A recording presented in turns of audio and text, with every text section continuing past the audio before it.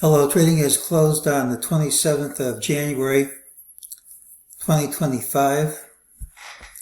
This is my trading plan for tomorrow, which is Tuesday, January 28th. Please stop the video to read my disclaimer and to review the MEJT system. We looked for the pattern with the yearly low, which is this, and tomorrow should also have the yearly low. We said this was a negative pattern. Unless we gapped up smartly, we should trade lower, which was an understatement. We had a few possible targets. One was to find support under this level, the old MEJT ultimate sell signal. Target of 6,077.34. So we'll cross that one off the list. I also said my next support level was the old December FOMC announcement price of 6,061.47. Well, we gapped down smartly, and then we gapped down smartly much lower than I wanted. These targets are killed right before the open, but we did stop pretty much right at the November FOMC announcement price within just a few points.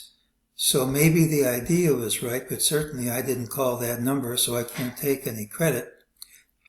Let me just review what we said. The idea is any pullback here is going to be weak, and now we have to decide if that's the end of the pullback. Well, during the day, MEJT said this drop was false wooden stick, said this rally was false wooden stick. That's already played out.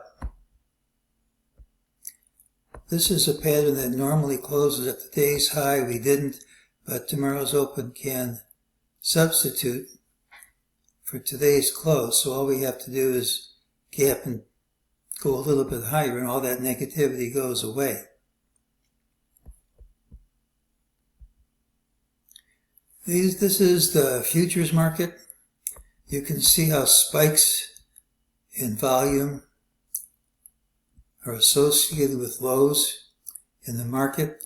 It doesn't have to identify a low to the day, but it tells you pretty much you should be in an area where you're going to see a market low.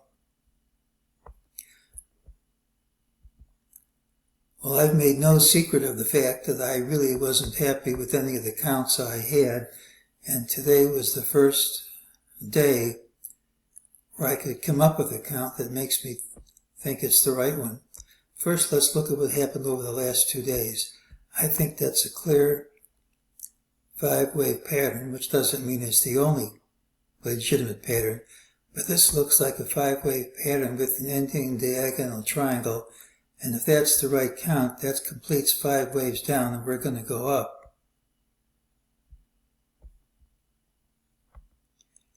If you look at the longer term chart, this is the trend line we drew before. We had a straight line drop too, but not through that trend line. And that means either you gap under the trend line or the trend line wins.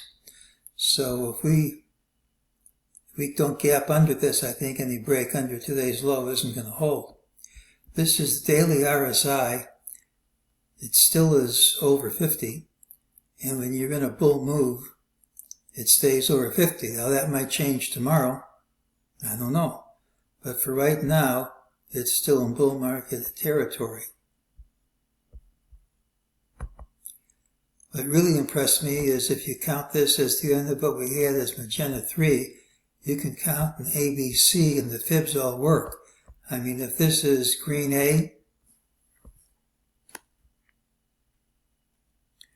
I mean, you're right here at 61.8% at today's drop. And if you look inside green B and you measure red ABC,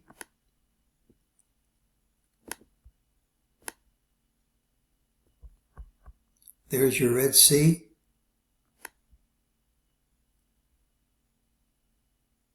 There's your red A. I mean, you're right there. This is the first time I've had something where all the counts work. So we've got 5 waves down here. We have an ABC in green that works. We have an ABC in red for green B.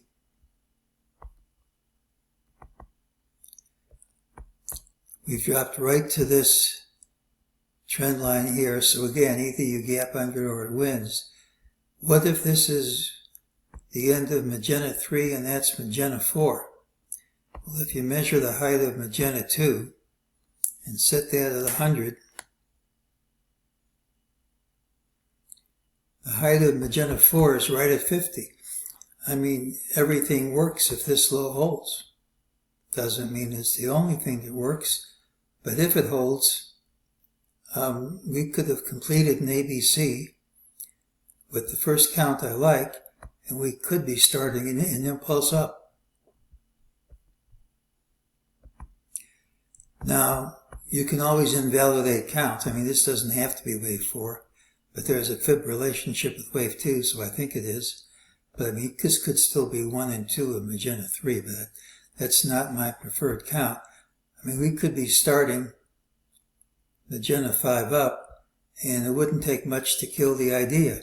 All we have to do is hold on to this, and I think this is the small pullback I was talking about.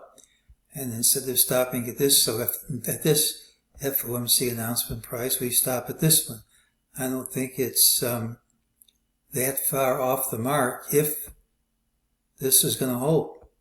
And that we don't know yet, but for right now, it's a reasonable stop. It's a reasonable idea. Well, Tuesday's pattern has the early low regardless of where we close. Today's normally bullish pattern failed to close over midday highs, and if that's maintained at the open, that's a bearish pattern. Should lead to lower prices regardless of where we close. So if I'm right, you're going to want to start higher. Futures are down as I write this, but I think it's at least possible that we gap promptly overtake the high of day and invalidate the bearish pattern we saw today. We're not going to know for sure until tomorrow's open. Despite today's big drop, breadth actually improved, meaning fewer stocks were taking the market down.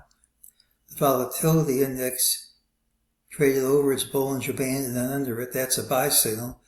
Dow Jones Transportation Average was actually up, so there's no breadth to this decline. The daily RSI remained over 50, and there's a volume spike in futures.